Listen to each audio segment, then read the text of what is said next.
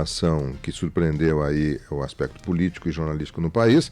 Na madrugada de hoje, no programa Conversa com Bial, fez uma declaração em que assume a sua condição de gay, né, a sua opção sexual. E até hoje não havia tido essa postura, né? Por que será que ele fez? Enfim. Mas antes da gente ter essa repercussão com ele pela Rede Gaúcha Sat, vamos reproduzir ali uma parte do programa do Bial, em que, na madrugada de hoje, então, o governador coloca essa condição de uma forma bem transparente e tranquila. Vamos ouvi-lo.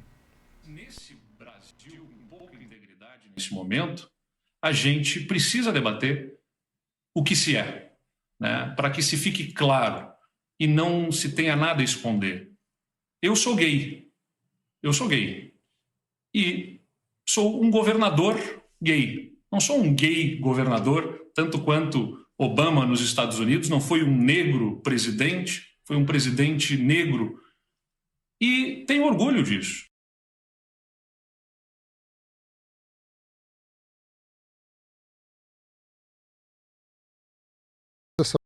Né, e coloca-se nessa condição, assumiu isso publicamente, né? Por que ele fez, o que ele fez, por que foi nesse momento, enfim, tem muitas questões. Ele participou há pouco de uma entrevista na Rede Gaúcha Sat, a gente tem o áudio dessa entrevista, vamos reproduzir para você então essa manifestação pela Rede Gaúcha Sat. Então tá, bom, Rosane, vamos contextualizar para o nosso ouvinte o que aconteceu ontem com o governador Eduardo Leite, que tanto repercute nacionalmente hoje. E aí? Pois é, Escola. Ontem, isso ocorreu no final da tarde, assim, começou aquele zum, né? O governador deu entrevista para o Pedro Bial, no Conversa com Bial. Ok, Conversa com Bial é um programa bem qualificado e não teria nada de extraordinário não fosse por um detalhe, que a Patrícia Kogut, que é jornalista do jornal O Globo, antecipou qual era um dos temas centrais. O governador assumiu nessa entrevista ao Pedro Bial que é gay. Nada seria uma coisa normal, eu consideraria isto um não assunto, mas infelizmente, né, no Brasil, que ainda é um país tão preconceituoso, é um assunto. E aí as redes sociais, quando essa notícia começou a circular nas redes sociais, as redes sociais se incendiaram. A entrevista foi muito tarde, quando eu fui dormir eram mais de 2 horas da manhã, mas foi uma entrevista longa, não tratou evidentemente só disso, né? Foi um assunto tratado e por isso a gente entendeu que era importante que o governador conversasse também com os ouvintes do Gaúcha Atualidade sobre isso, Escola. Nós vamos trazer então o governador aqui para o programa agora. Governador, bom dia. Bom dia, Escola, bom dia, Rosane, bom dia aos ouvintes. Bom dia. Bom, governador, tem um assunto nacional, né, que de grande repercussão ontem, depois da entrevista que o senhor deu ao programa do Bial. Primeiro, parabenizar o senhor, de minha parte aqui da Rádio Gaúcha, pela atitude, pela transparência. E por que o senhor decidiu falar sobre isso agora?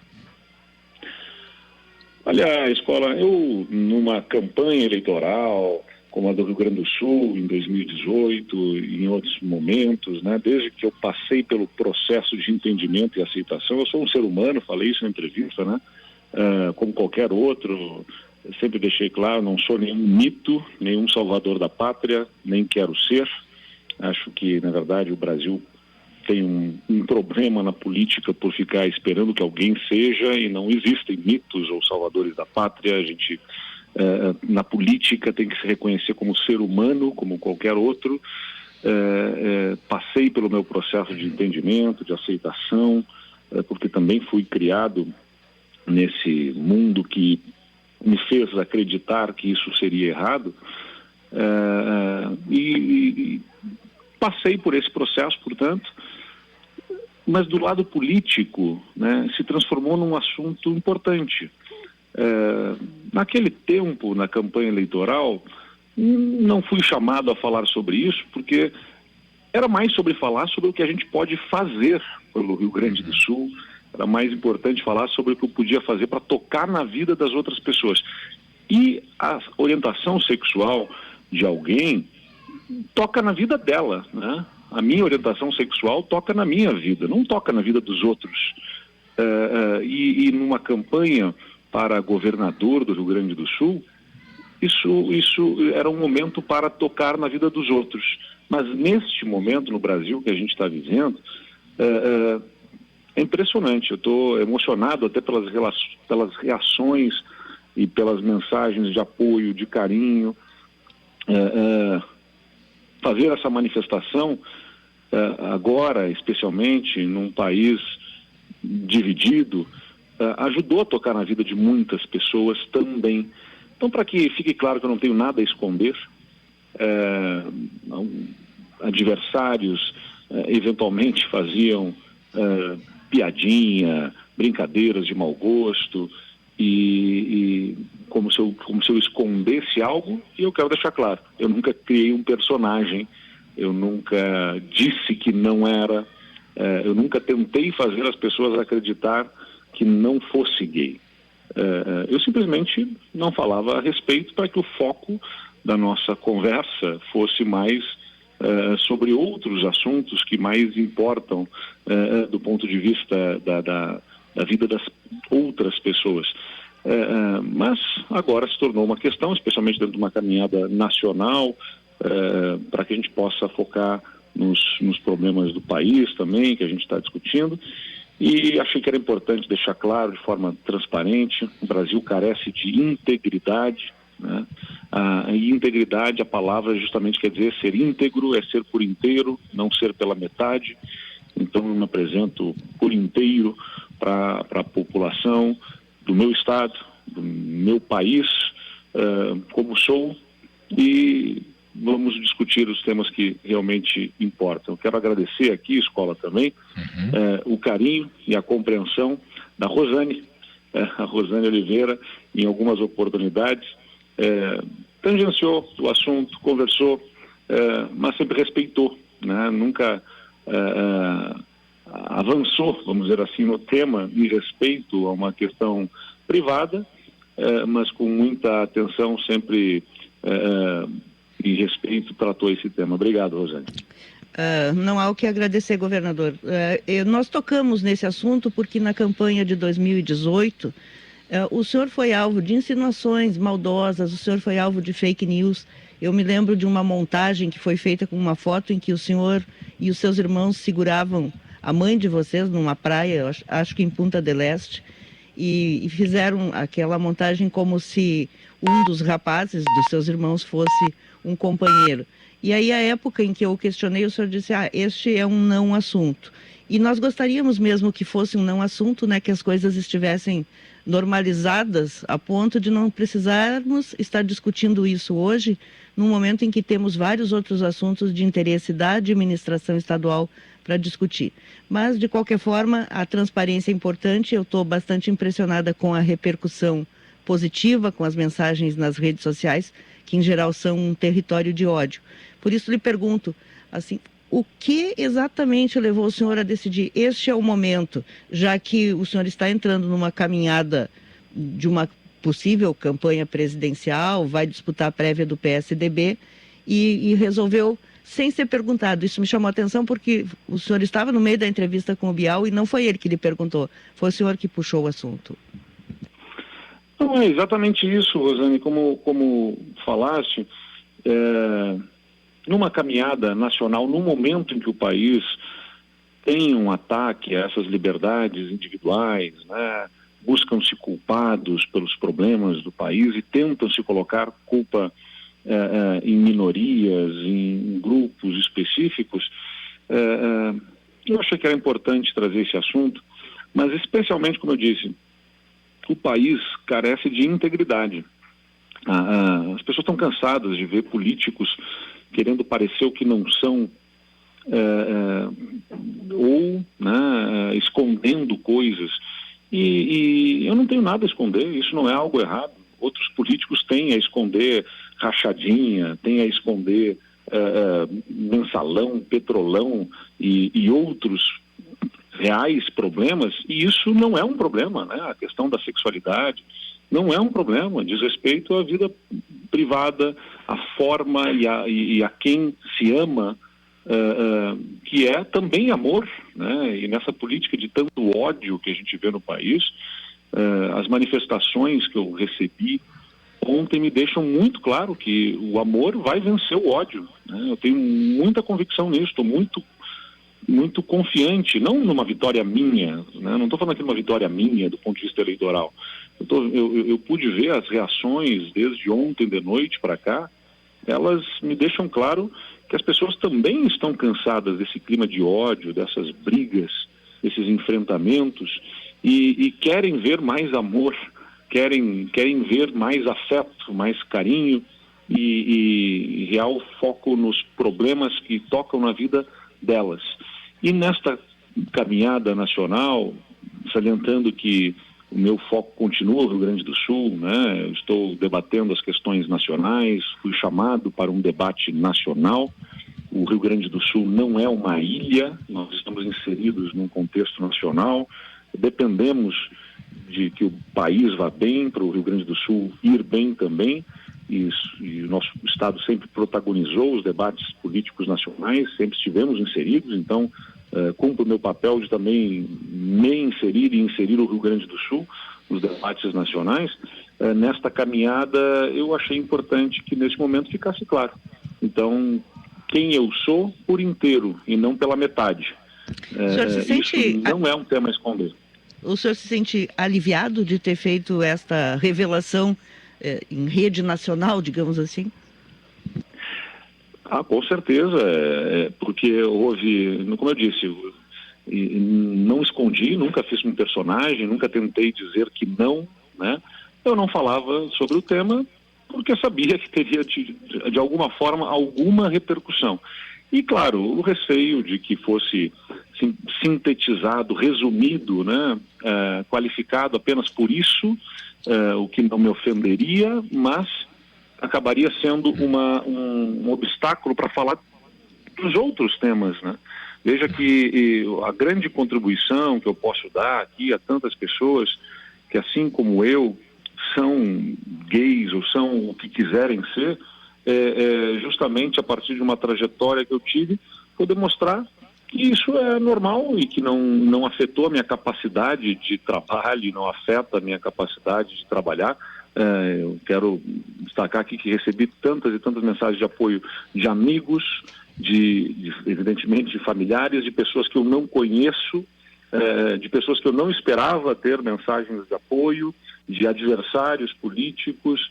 Então, que bom que a gente pode entender e aceitar esse tema e, claro, nos próximos dias ainda terá a sua repercussão, nós vamos falar a respeito, mas eu tenho convicção e confiança de que em alguns dias deixa de ser um tema e a gente volta a falar sobre os problemas que realmente interessam para a vida da população do Rio Grande do Sul e do Brasil.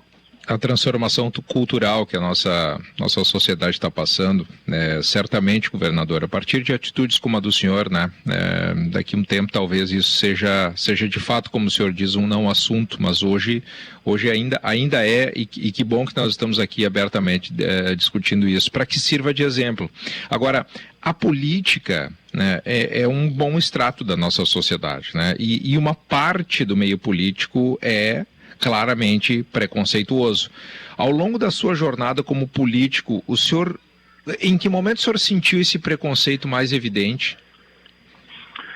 Olha, Escola, é difícil dizer em que momento senti mais evidente. De certa forma, eu confesso que até me surpreendi por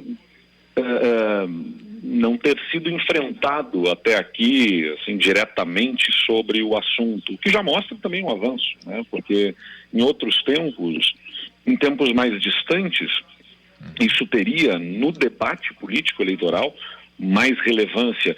E eu fui candidato a prefeito e fui candidato a governador, e no subterrâneo da política houve ataques, né? No subterrâneo, que eu digo assim, nas redes sociais, houve alguns ataques, a Rosane lembrou, quando usaram fotos alteradas, como não havia nenhuma foto que pudessem utilizar para me atacar, usaram uma foto com um irmão meu na praia, mas não alcançou real repercussão e as pessoas não deram, né, na maioria, atenção a esse tema. Então, o Rio Grande do Sul, ele mostrou, né, uma quebra de paradigma e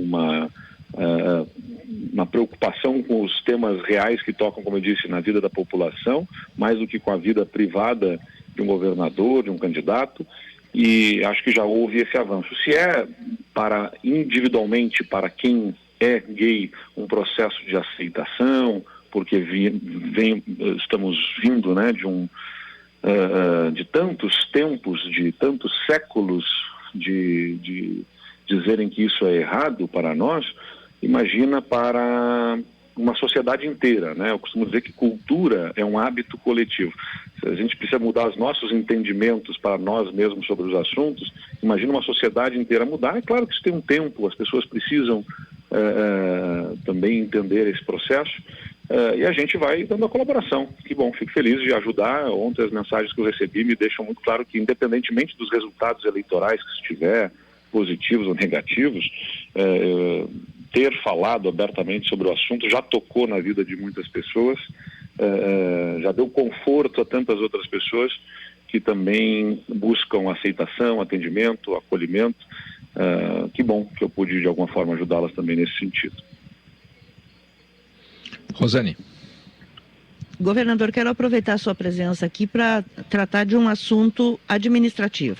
O senhor ontem anunciou o veto ao projeto do deputado Fábio Osterman do ensino domiciliar, o chamado homeschooling. Qual é a base do seu veto, que eu sei que o senhor, antes de anunciar essa decisão, ouviu não só a Procuradoria-Geral do Estado, mas também entidades ligadas à educação? Obrigado, Rosane. É um tema importante.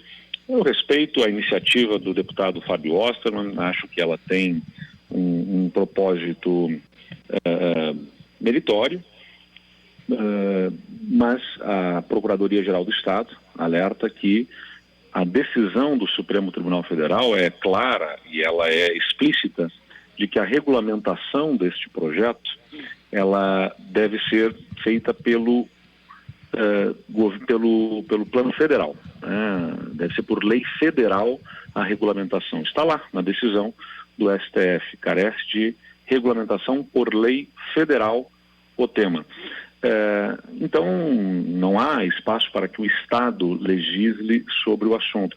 Aliás, compete, segundo a Constituição Federal, privativamente à União estabelecer as leis e a diretriz e as bases da educação, e como é o que acontece através da LDB, a Lei de Diretrizes e Bases da Educação, e que estabelece a obrigatoriedade das matrículas, né, dos pais fazerem as matrículas dos seus filhos nas escolas. Então, seria um projeto ilegal. Nós, inclusive, oferecemos a oportunidade de discutir, através da nossa Secretaria de Educação e do Conselho de Educação, todo o espaço para que possamos discutir e encaminhar a regulamentação desse assunto dentro do possível, do que se considera possível ao Estado tratar, naquelas excepcionalidades em que se revele inviável a uma família ter os seus filhos na escola de acordo com a lei federal. Então, estamos abertos para discutir, temos uma preocupação com o assunto também, além da ilegalidade, sobre a forma política como ele vem sendo conduzido. Não pelo deputado Fábio Osterman, quero até destacar aqui, acho que não é, eu respeito a iniciativa do deputado Fábio Osterman, que tem uma visão sobre a liberdade das famílias, é um outro ponto de vista.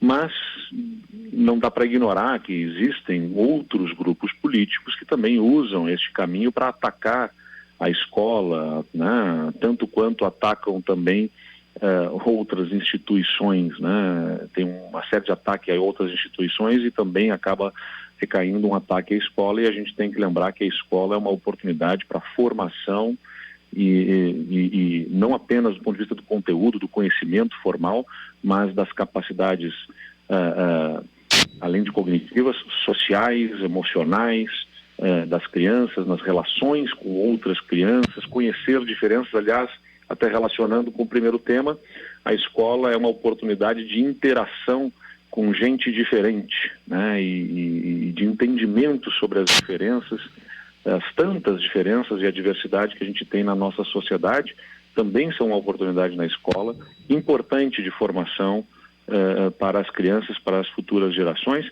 e por isso não dá para desprezar a importância da escola, além da transferência do conhecimento, também da sociabilidade, o que vai demandar dessas crianças no futuro como adultos, né, um entendimento sobre essas diferenças, o que evidentemente não se viabiliza através de um homeschooling, ou seja, de ser ensinado dentro de casa, onde ela vai ficar dentro de uma bolha sem as interferências necessárias da realidade da sociedade.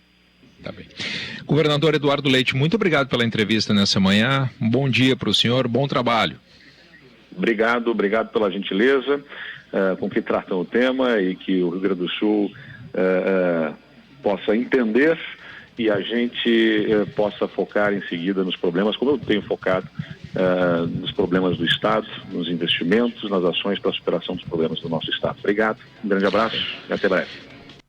Bem, nós tivemos aí então a manifestação do senhor governador através da Rede Gaúcha Sat, né, nesta entrevista que foi concedida ao Daniel Scola e a Rosane de Oliveira, contextualizando então sobre o assunto do governador ter assumido a sua condição, a sua opção sexual de gay, na madrugada de hoje no programa que foi veiculado pela Rede Globo através do programa Conversa com Bial, né? Você teve um trechinho do programa que foi disponibilizado pela Rede Globo, dando um momento que o governador coloca isso espontaneamente, né? Não foi um questionamento, inclusive, do Bial. Partiu dele essa condição de colocar esse tema, de colocar esse assunto. Claro que é um momento político também importante, né? O governador é cotado como pré-candidato ou possível candidato à presidência da República. Como ele mesmo comentou nas campanhas anteriores, nos bastidores ou até nas plataformas sociais, nas páginas sociais, houve algumas colocações insinuando ou até afirmando essa condição dele. E agora, nessa nova fase, digamos, na política, é evidente que isso também tomaria um rumo muito maior. Me parece que foi hábil da parte dele antecipar-se a isso e já colocar essa condição, né? Já expor essa questão, que é uma questão íntima dele, mas que está claro, com certeza, ia ser muito explorada se eventualmente ele participar de um processo da eleição nacional. E assim nós tivemos, graças à Rede Gaúcha Sat, a possibilidade de termos ampliar mais essa informação para você, que é do estado que ele governa, né? O estado do Rio Grande do Sul.